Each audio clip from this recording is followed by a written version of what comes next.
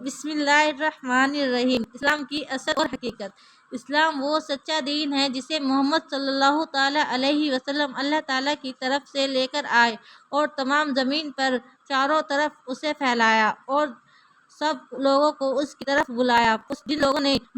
جن لوگوں نے اس کو ضروری باتوں کو سچے دل سے قبول کیا وہ مسلمان ہیں، اور جن لوگوں نے اس کو قبول نہ کیا، اس کی کوئی ضروری بات کو نہ مانا، وہ مسلمان نہیں ہے۔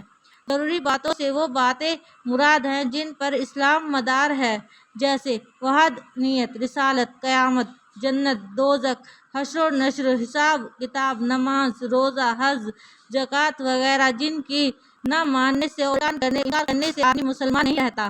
اس کی دین کو ماننا ضروری بڑا 5 چیزوں میں ہے۔ انہیں ہم کو ارکان اسلام کہتے ہیں، جن کو ہم الگ الگ تفصیل اور بیان کرتے ہیں۔